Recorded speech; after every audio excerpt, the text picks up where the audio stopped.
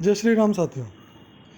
We have completed our tenses, and after completing tenses we are moving on to our next topic, which is subject verb agreement.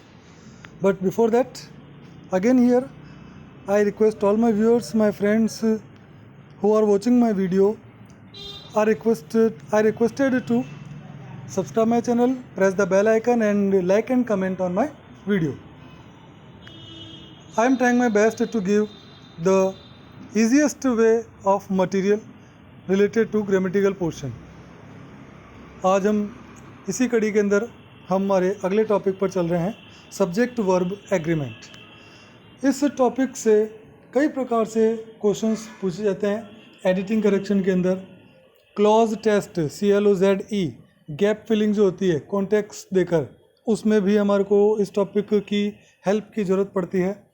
और fill in the blank, इन तीनों प्रकार से हमसे competition exams में और इससे related questions पूछे जाते हैं. तो यह एक बहुत ही बढ़िया टॉपिक है जिसको हमको क्लियर करना चाहिए, और हमारे कंसेप्ट क्लियर होने के बाद हम काफ़ी कॉन्फिडेंट फील करते हैं एग्जामिनेशन हॉल के अंदर. मेरे लिए भी ये बहुत इंटरेस्टिंग टॉपिक होता है क्योंकि ये चैलेंजिंग होता है, और चैलेंजिंग टॉपिक मेरे को बहुत अच्छे लगते हैं जिनके अंदर मैं कंसेप्ट को बिल्कुल क्लियर करके अपने जितने भी फ्रेंड्स हैं जो मेरे वीडियो को देखते हैं और मुझसे सीखने की कोशिश करते हैं, उनको मेरे वीडियो देखने के बाद किसी और से पूछने की ज़रूरत न पड़े, मेरा ये प्रयास हमेशा रहता है. यहाँ पर हम सबसे पहले टॉपिक को क्लियर करते हैं. What is subject verb agreement. इस एग्रीमेंट वर्ड के स्थान पर बुक्स में कई बार मिलता है कंकर्ड, CONCORD. वो भी सेम ही मीनिंग होता है, एग्री करना. तो यहाँ पे मीनिंग है verb must agree with the number of the given subject in the sentence. Verb definitely agree करना चाहिए सेंटेंस में दिए गए सब्जेक्ट के अनुसार. We have to find out from the subjective phrase. Sentence में हमारे को सब्जेक्ट के स्थान पर कुछ फ्रेज मिल सकते हैं. कई बार फ्रेज का मतलब ग्रुप ऑफ वर्ड्स जिनमें हमको फाइंड आउट करना होता है कि वर्ब से पहले जो सब्जेक्ट दिए हुए हैं टुकड़ों के रूप में, उनमें से कौन सा वर्ड सब्जेक्ट है उसको हमको फाइंड आउट करना होता है. फिर उसके बाद which word is the subject, उस फ्रेज में से कौन सा वर्ड सब्जेक्ट है. ग्रुप ऑफ वर्ड जो ब्लैंक स्पेस से पहले दिया हुआ होता है, 5, 7, 8 वर्ड्स हो सकते हैं, वो उनमें से कौन सा वर्ड है जो हमारा सेंटेंस का सब्जेक्ट बनेगा, उसको हमको फाइंड आउट करना होता है. फिर वेदर इट इज़ सिंगुलर और प्लूरल. फिर हमको देखना होता है कि वह जो वर्ड हमने चूज़ किया है राइट उस फ्रेज में से वह सिंगुलर है या प्लूरल है. फिर which tense is to be applied. फिर हमको फाइंड आउट करना है सेंटेंस में कौन सा टेंस 12 में से वहाँ पर अप्लाई किया जाना चाहिए. यह इस प्रकार से हमारे लिए चैलेंजिंग टॉपिक बनता है. पिक्यूलियर बातें इसके अंदर होती हैं जो लगती हैं कि यार ऐसा नहीं है, पढ़ने में लिखने में ऑकवर्ड लगता है. और यह बात यहाँ पर मैं क्लियर कर देता हूँ कि जब हम कम्युनिकेट करते हैं इंग्लिश में, एक डिफरेंट फील्ड है. जब हम ग्रामेटिकल पोर्शंस को अटेंड करते हैं एग्जामिनेशन हॉल में, बिल्कुल डिफरेंट थिंग है. यहाँ पर वही चीज़ मैटर करती है, क्योंकि कम्युनिकेशन में क्या होता है कि हम एक दूसरे की कई बार भावनाओं को समझकर भी काम चला लेते हैं, लेकिन कंपटीशन हॉल में वहाँ पे भावनाओं का नहीं, ग्रामेटिकल पोर्शन मैटर करता है. क्लियर. रूल नंबर फर्स्ट, यहाँ पर रूल नंबर फर्स्ट में है नीडंट, NEEDN'T, नीडंट और डेयरंट, जो कि मार्जिनल ऑक्सिलरी वर्ब हैं. मार्जिनल का मतलब ये मॉडल के रूप में भी यूज़ होती हैं और मेन वर्ब के रूप में भी यूज़ होती है, इसलिए इनको मार्जिनल कहा जाता है.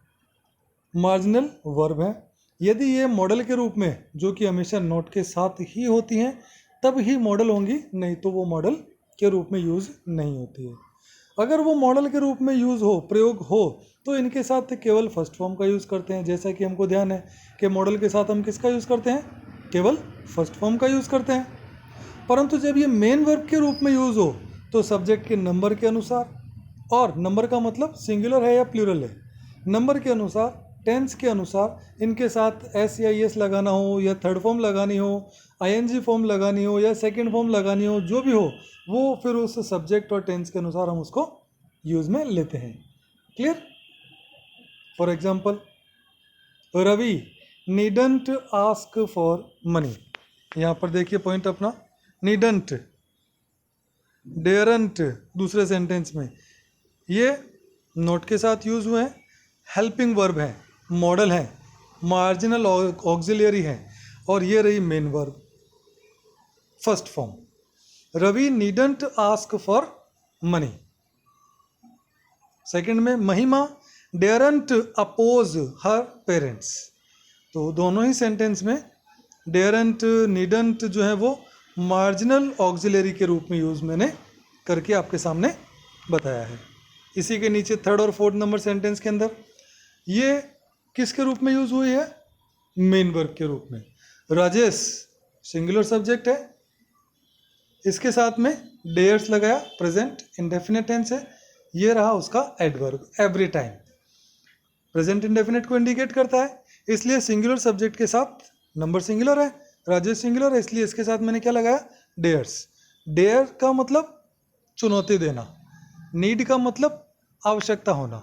तो Rajesh dares his friends every time, हमेशा अपने फ्रेंड्स को वह चुनौती देता है। Fourth number, sorry, they needed some more food last night.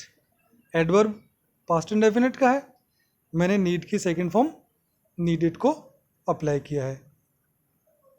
Clear? Now not, use of to plus first form with needn't or daren't is wrong। यदि हम model के रूप में daren't और needn't को यूज़ करते हैं तो टू प्लस फर्स्ट फॉर्म हमारा सेंटेंस में यूज़ अगर हम कर लेते हैं तो वो क्या है? वो गलत हो जाएगा। क्लियर? फॉर एग्जाम्पल मैं बोल के बताता हूँ और आपने कई बार इस प्रकार से सुना भी होगा, you need not to tell me your name. क्या बोला मैंने? You need not to tell me your name. बहुत सिंपल सा सेंटेंस है, सुनने पर लगता है कहीं गलत नहीं है, लेकिन सेंटेंस में यह गलत है। नीड नॉट है तो टू नहीं लगाना है, you need not tell me your name. इस प्रकार से सेंटेंस एडिटिंग और करेक्शन के अंदर आ जाता है। तो हमको ध्यान रखना है कि नीड नॉट और डेयर नॉट के साथ में क्या लगेगा? केवल फर्स्ट फॉर्म ही यूज होगी। Clear? Two plus first form नहीं यूज होगी। सेकंड, जबकि मेन वर्ब के रूप में प्रयोग होने पर टू प्लस फर्स्ट फॉर्म का यूज हम करते हैं। कैसे? जैसे सेंटेंस मैं बोल के बताता हूँ, he dares to run a race with me. He dares to run, dares लगाया, प्रेजेंट इंडेफिनिट अप्लाई किया, डेयर्स के साथ में टू रन, दौड़ने की चुनौती देता है। Clear? He needs to buy a pen every week. उसको नीड होती है बाय करने की, तो नीड्स टू बाय।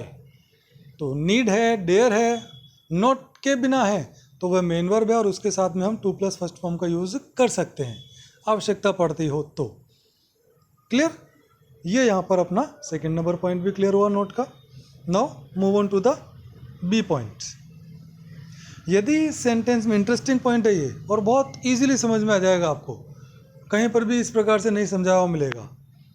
यदि सेंटेंस में दो एडजेक्टिव, क्या बोलते हैं इसको? एडजेक्टिव, एडजेक्टिव नहीं।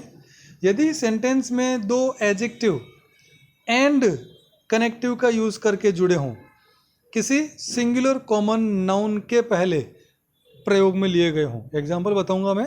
दो एडजेक्टिव हैं, दोनों के बीच में एंड लगा हुआ होगा और उनके बाद में एक सिंगुलर नाउन प्लेस की गई होगी। तो फर्स्ट एडजेक्टिव के पहले आर्टिकल लगा हो तो उस सेंटेंस का सब्जेक्ट क्या होता है? सिंगुलर होता है। वापस रिपीट कर देता हूं मैं। यदि सेंटेंस में दो एडजेक्टिव एंड से जुड़कर किसी सिंगुलर कॉमन नाउन के पहले प्रयुक्त हो तथा फर्स्ट एडजेक्टिव के पहले आर्टिकल लगा हो तो सेंटेंस का सब्जेक्ट क्या होगा? सिंगुलर होगा। परंतु यदि दोनों ही एडजेक्टिव के पहले आर्टिकल लगा हो तो सेंटेंस का सब्जेक्ट प्लूरल होगा और उस सेंटेंस में वर्ब प्लूरल फॉर्म में ही प्रयोग में ली जाती है। क्लियर? फॉर एग्जाम्पल देखो कितना बड़ा खेल है आर्टिकल का, बहुत ज़बरदस्त, और हमको ये सीखना चाहिए इजी वे में। A black and white cow, clear दिख रहा है, सिंगुलर सब्जेक्ट है, आर्टिकल, ये एडजेक्टिव और ये कॉमन नाउन। कॉमन नाउन के पहले दो एडजेक्टिव हैं, ब्लैक और वाइट। केवल पहले एडजेक्टिव के पहले मैंने आर्टिकल लगाया है ए, तो सब्जेक्ट क्या बन रहा है? क्लियर दिख रहा है, समझ में आ रहा है, सिंगुलर सब्जेक्ट है। अब आर्टिकल का खेल सेकंड एग्जांपल में, ब्लैक वाइट, दो एडजेक्टिव हो गए, कॉमन नाउन हो गया काउ, ए और ए, क्या हो गया? अब नाउन सेंटेंस का सब्जेक्ट क्या हो गया? अब एंड से जुड़ के प्लूरल हो गया। ये दोनों एक ही गाय को रिप्रेजेंट कर रहे हैं, ये गाय अलग है और ये गाय अलग है, इसलिए सेंटेंस में क्या आ गया? वर्ब। एट दैट टाइम के अनुसार पास्ट कंटिन्यूस टेंस मैंने इसमें अप्लाई करा। क्लियर? अब एक और इंटरेस्टिंग गेम इसी प्रकार का जो कई बार गलत हो जाता है अगर हमको नॉलेज नहीं हो तो। देखो यहाँ पे कॉमन नाउन का सेंटेंस में दो सब्जेक्ट, दो नाउन जो है वो एंड से जुड़े हों तो उनका खेल किस प्रकार से आर्टिकल बिगाड़ सकता है वो देखें हम। कॉमन नाउन है टीचर और म्यूजिशियन, वही आर्टिकल पहले वाले के पहले लगा हुआ है, एंड से कनेक्ट है, दूसरे वाले के पहले यहाँ पर कुछ भी नहीं लगाया मैंने, तो ये दोनों क्या है? एक ही व्यक्ति को रिप्रेजेंट कर रहे हैं। और यहाँ पर मैंने येट लिखा है, प्रेजेंट का परफेक्ट टेंस है, ब्लैंक स्पेस में मैंने लिखा है नॉट कम, वो सॉरी ब्रैकेट में, तो ब्लैंक स्पेस में क्या अप्लाई होगा? प्रेजेंट परफेक्ट टेंस, येट और सो फार का यूज़ करते हैं प्रेजेंट परफेक्ट टेंस में। तो यहाँ पर क्या हो जाएगा? The teacher and musician, singular है सब्जेक्ट, बताया मैंने किस प्रकार से, इसलिए यहाँ पर क्या आएगा ब्लैंक स्पेस में? Has not come. अब नीचे उतरते हैं वापस, क्या हो गया? द टीचर, ये रहा कॉमन नाउन, और म्यूजिशियन, दोनों के पहले मैंने द लगाया, तो ये एक अलग व्यक्ति है और ये एक अलग व्यक्ति है, दोनों मिलकर सेंटेंस का सब्जेक्ट क्या बन रहे हैं? एंड कनेक्टिव से जुड़ के प्लूरल बन रहे हैं। तो the teacher and the musician, अब यहाँ पर मैंने क्या लिखा? एट दैट टाइम, पास्ट का कंटिन्यूस है, तो क्या लिखेंगे यहाँ पे? The teacher and the musician plural है और पास्ट के पास्ट के कंटिन्यूस टेंस के अंदर क्या लिखेंगे हम? वॉज और वर, प्लूरल सब्जेक्ट है, इसलिए हम क्या लगाएंगे यहाँ पे ब्लैंक स्पेस में? वर और ING form, talking to my friends. The teacher and the musician were talking to my friends. इस प्रकार से यह अपना 2 पॉइंट आज हमने क्लियर करे हैं। इस तरह से बहुत अच्छे पॉइंट्स हैं जिनको हम लॉजिकली यहाँ पर क्लियर उनके कंसेप्ट करेंगे, और उन कंसेप्ट्स को क्लियर करने के बाद हमको कॉन्फिडेंट फील होने के लिए मैं आपसे हर एक टॉपिक के बाद एक्सरसाइज करवाता रहूँगा। आपको मैं एडिटिंग और करेक्शन के ज़रिए या एमसीक्यूज अटेंड करने के ज़रिए मैं आपको इन सभी चैलेंजिंग टॉपिक को कैसे आप कंपटीशन एग्ज़ाम में अटेंड करें मैं आपको डेफिनेटली बताता रहूँगा। इसलिए मेरे इस वीडियो को अपने उन फ्रेंड्स के साथ ज़रूर शेयर करें जो कंपटीशन एग्ज़ाम में अटेंड होना चाहते हैं और डेफिनेटली वहाँ पर इंग्लिश को किसी भी हालत में वहाँ पर अपना एक पॉजिटिव पॉइंट बनाना चाहते हैं। धन्यवाद। जय हिंद, जय भारत।